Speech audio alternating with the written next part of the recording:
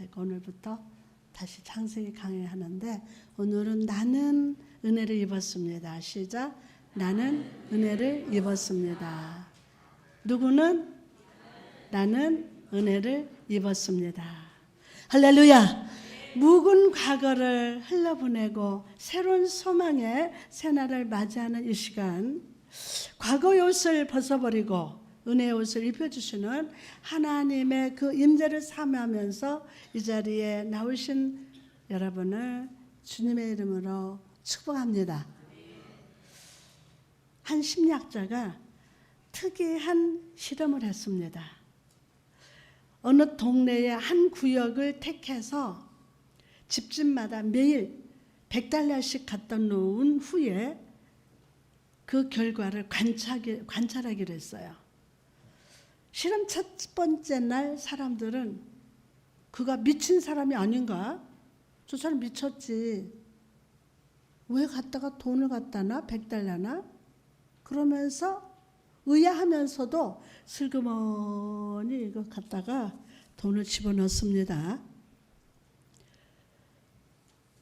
사흘이 지나서 100달러씩 집에 놓고 가는 사람 이야기로 동네가 떠들썩합니다. 둘째 주가 되었을 때 현관 앞에 나와서 돈을 기다리는 사람이 점점 생겨났습니다. 세 번째 주가 되었을 때 돈을 받는 것을 일상에 하지 않고 네 번째 주가 되었을 때는 아주 당연한 것처럼 돈을 집에 떡 넣습니다. 호주머니에. 실험 기간인 한 달이 지나자 학자는 돈을 집 앞에 놓지 않고 그냥 동네를 지나갔습니다. 그러자 사람들 매우 불쾌하면서 왜 오늘은 안 주고 그냥 가지? 면서 그 사람한테 막 따지는 거예요. 왜 오늘은 돈 안 놨어요? 사람들은 이유 없이 베풀었던 은혜를 당연한 것처럼 생각하게 되었고 감사하기보다 오히려 돈을 주지 않는 것을 서운해하고 불쾌하게 했던 것입니다. 여러분,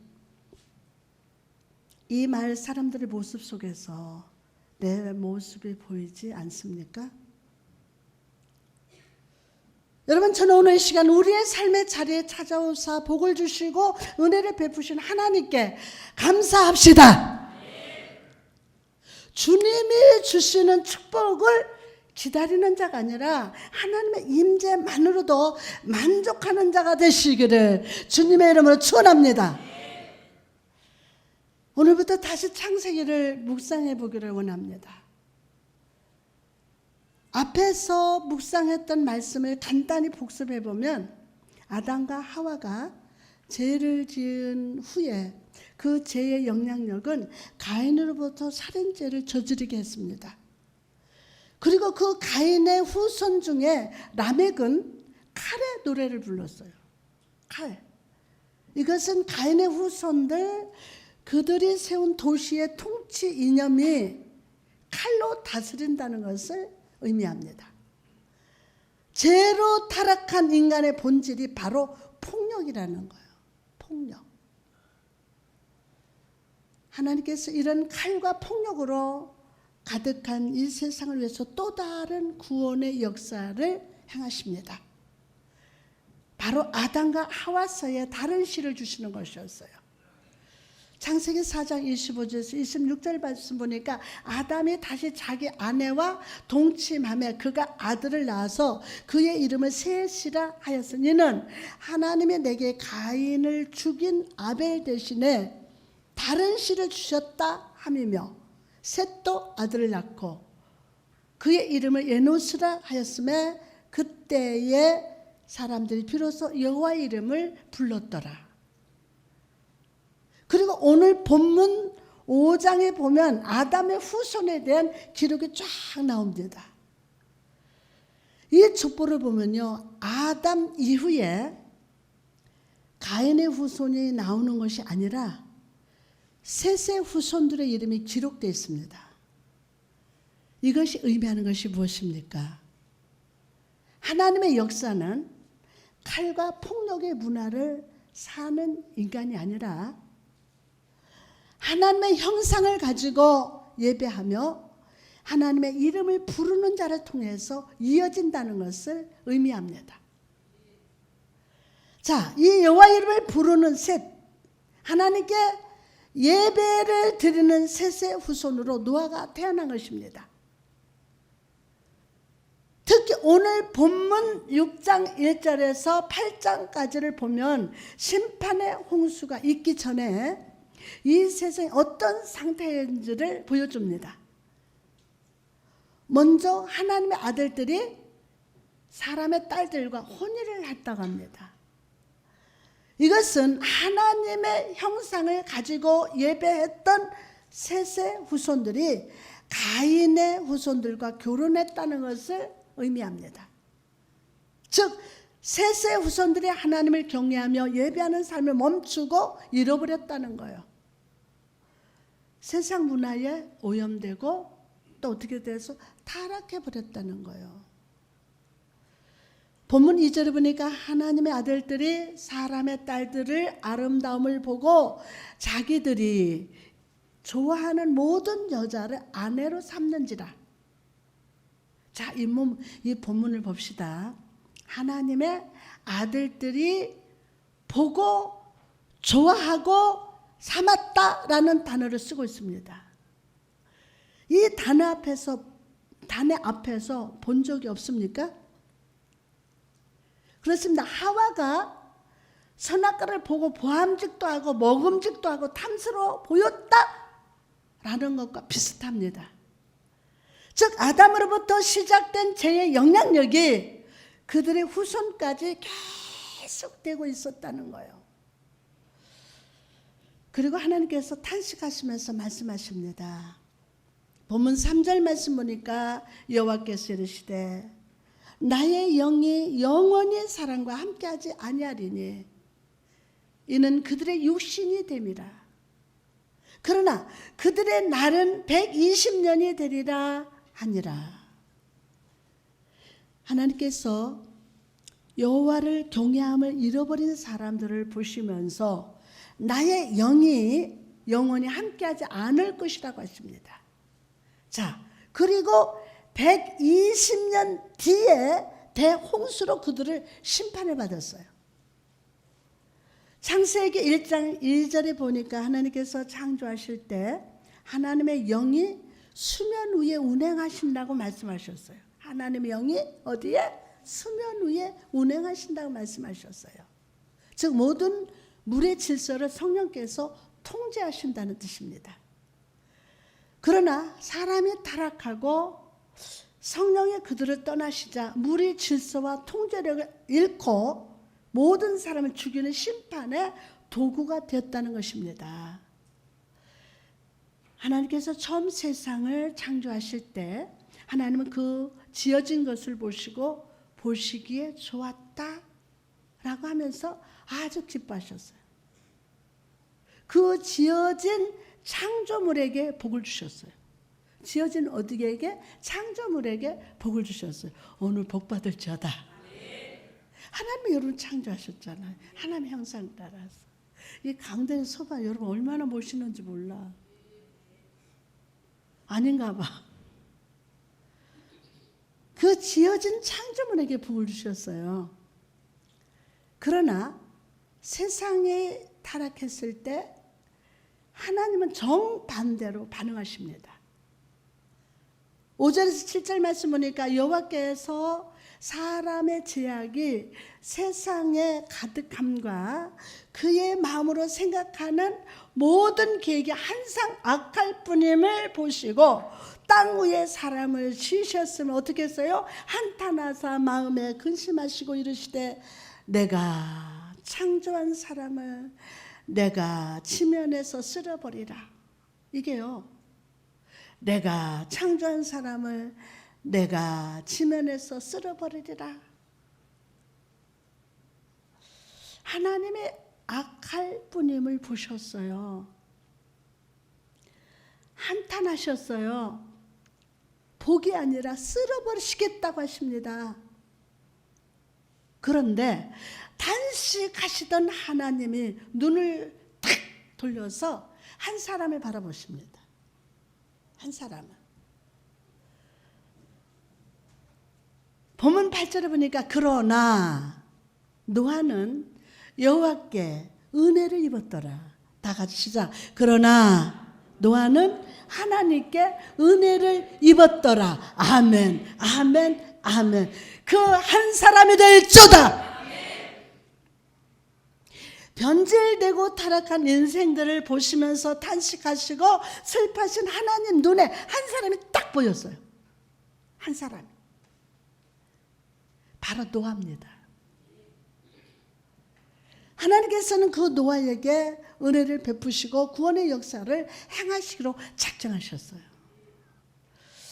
성도 여러분, 이처럼 우리 아버지 하나님께서는 죄와 타락이 어둠이 가득한 곳에서도 선을 발견해요. 어디서? 죄악이 가득하고 어둠이 캄캄한 그곳에서도 우리 하나님은 선을 발견한다고요. 뭐를 발견해요? 선을 발견해요. 와, 그 어두운 시대에 하나님 한 사람 발견했어. 탁 돌아보니까 노아가 있어. 선을 발견했어요. 믿음의 사람을 발견하시고 은혜를 베풀기를 기뻐하시는 아버지가 되십니다. 9절에 보니까 이것이 노아의 족본이라 의인이요 당대의 완전한 자라. 그는 하나님과 동행했으며. 그는 누구와? 하나님과 동행했으며. 오늘 그 한 사람이 될지어다. 오늘 얼마나 행복해요 우리가. 그 한 사람이 되어서 하나님 앞에 이렇게 예배드리고 있어요.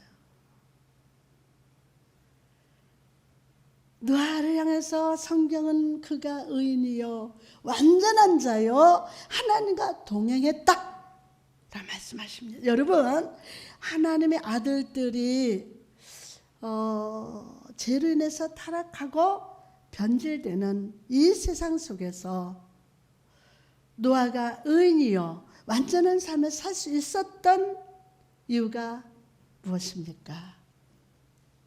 바로 하나님이 그에게 은혜를 베푸셨기 때문이에요. 바로 하나님께서 그에게 은혜를 베풀어 주셨기 때문에, 그 하나님이 동행해 주셨기 때문이에요. 여러분, 이처럼 우리가 사는 세상도 죄가 가득하고 죄의 영향력 속에서 살아갑니다. 그러나 우리가 그 죄의 영향력에 물들지 않는 것은 하나님께서 나를 주목하시고 내 일생에 동행하시며 오늘도 은혜를 부어주셨기 때문임을 믿으시기 바랍니다. 하나님이 나와 동행해 주시고 하나님이 저와 여러분에게 은혜를 주셔서 오늘도 이 자리에 와서 하나님을 예배하는 거예요. 하나님 앞에 발견된 사람들이라고요. 누가? 하나님 앞에 발견된 한 사람이라고요. 내 인생에 하나님께서 나와 동행해 주시고 은혜를 부어주시기 때문에.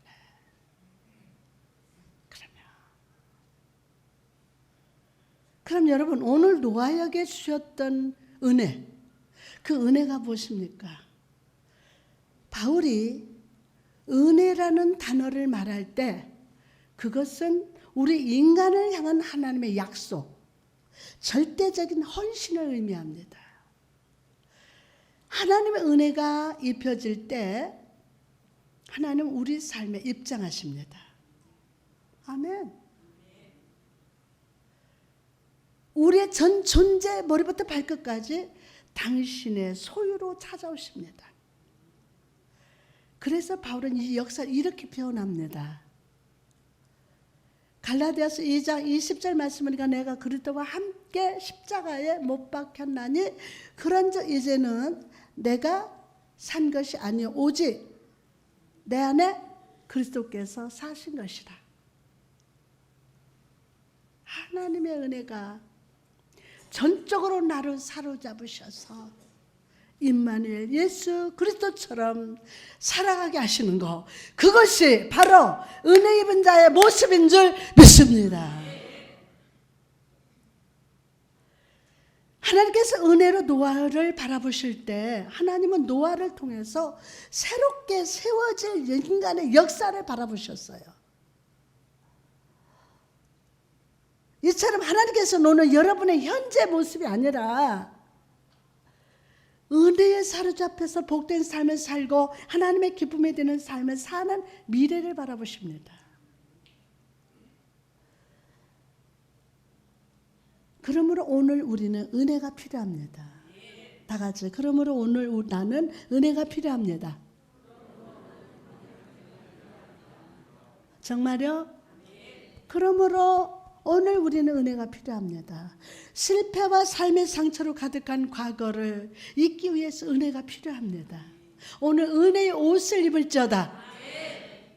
고독의 방에 혼자 있을 때 내 힘과 능력으로는 도저히 감당할 수 없는 문제를 고통받을 때 은혜가 필요합니다.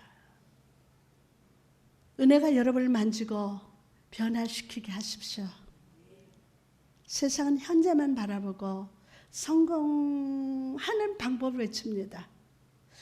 그러나 은혜는 하나님께서 이미 우리를 위해서 완성하신 일, 준비하신 일, 완성된 축복을 선포합니다. 2019년 새해를 맞이하는 여러분, 이 은혜를 저와 여러분이 사모합시다. 그럴 때 노아처럼 여호와 하나님의 은혜가 여러분의 2019년 한 해를 지키시고 보호하시고 역사하실 줄 믿습니다. 그럼 하나님의 은혜를 입은 자로서 올 한 해 어떻게 살아야 할까요? 은혜 받은 자의 삶에 나타나는 영적인 특징이 무엇입니까? 첫째로 자기 본질, 자기 발견을 하면서 살아가야 돼요. 제가 항상 얘기하죠. 자기 발견, 자기 고백, 자기 승리가 있어야 되는데 오늘은 자기 본질, 자기 발견을 하면서 살아가야 돼요. 우리가 함께 나누고는 창세기는 히브리어로 브레시튜라고 합니다. 이것은 태초에라는 뜻입니다. 태초. 태초에 하나님께서 천지 만물을 창조하신 이야기를 담고 있기 때문일 것입니다. 그러나 저는 이 제목을 볼 때마다 아주 어울리는 제목이라고 생각되지 않습니다. 하나님의 창조는 1장과 2장에서 모두 끝났기 때문이에요. 그리고 3장과 4장에서 우리는 인간이 타락하고 가인이 살인을 저지르는 실패의 모습을 보았습니다. 저는 창조 이야기 뒤에 이 타락의 모습을 보면서 성령이 주시는 지혜를 깨달았습니다. 즉 내가 어떤 존재인지 자기의 실상, 자기 발견이 있는 사람만이 창조주 하나님을 올바로 알고 영적 교제를 맺을 수 있다는 것입니다. 있다는 거예요. 그래서 창세기 4장 26절 이렇게 말합니다. 셋도 아들을 낳고 그의 이름을 에노스라 하였으며 그때에 사람들이 비로소 여호와 이름을 불렀더라. 여러분 왜 에노스 때에 사람들이 하나님의 이름을 불렀습니까? 여러분 이 에노스는 죽을 수밖에 없는 존재라는 뜻이라고 합니다. 에노스 죽을 수밖에 없는 존재. 인간은 죽을 수밖에 없는 존재라는 것을 깨달을 때 비로소 생명이요 구원 되신 하나님을 인격적으로 만난다는 거예요. 죽을 수밖에 없는 존재라는 거. 그것을 깨달을 때 생명이요 구원 되신 하나님을 인격적으로 만난다는 거예요. 죽을 수밖에 없는 존재라는 것을 깨달을 때 비로소 생명이요 구원 되신 하나님을 인격적으로 만날 수 있다는 거예요. 죽을 수밖에 없는 존재. 요한복음 8장에 보면요, 바리새인들과 서기관들이 예수님 앞에 가늠한 여인을 데려오는 장면이 나옵니다. 그리고 예수님께 이런 말을 합니다. 요한복음 8장 4절의 소절 보니까 예수께 말하되 선생이여 이 여자가 간음하다가 현장에서 잡혔나이다. 모세는 율법에 이러한 여자를 돌로 치라 명할거니와 선생은 어떻게 말하겠나이까? 라고 와서 묻습니다. 데리고 와서. 여러분, 이들이 질문하는 이유가 무엇입니까? 만약 주님이 간음한 여인을 용서하라고 하면 하나님의 율법을 어겼다고 비난할 것이고, 만약 돌로 치라 하면 예수님은 사람의 목숨도 아끼지 않는 매정한 사람이라고 비난하기 위함이었어요. 즉 예수님을 함정에 빠뜨리려는 악한 의도로 질문했다는 거예요. 이때 예수님이 어떻게 반응하셨습니까? 요한복음 8장 7절에 보니까 이에 일어나 이르되 너희 중에 죄 없는 자가 먼저 돌로 치라 라고 하시고, 이 주님의 말씀 앞에 어른으로부터 젊은이들까지 모두 양심을 찔림을 얻고 떠났습니다. 그 예수님 말씀에 바늘에 대해서 콕콕콕콕콕 찔르니까 다 떠나갔어요. 그럼 이들은 어떤 찔림을 받았을까요? 간음한 여인을 데려왔다면서 함께 간음한 현장에 있던 남자는 데리고 오지 않았어요. 왜 그렇습니까? 그 자리에 있던 남자들도 간음을 저지르던 사람들이었기 때문이에요. 돌로 쳐야 한다고 외치던 그들은 주님 말씀 앞에서 제약된 자기 실상을 발견하고 그 자리에 떠났던 거예요. 실상을 발견한 거예요. 여러분, 우리도 삶의 현장에서 사람들과의 관계 속에서 또 수많은 삶의 그 시간 속에서 누구를 비판하고 판단해서는 안 됩니다. 예배 자리에서 하나님 앞에서 나도 죽을 수밖에 없는 존재임을, 주님이 나에게 은혜를 주시지 않고서는 살 수 없는 존재임을 발견해야 돼요. 아멘! 발견해야 돼요.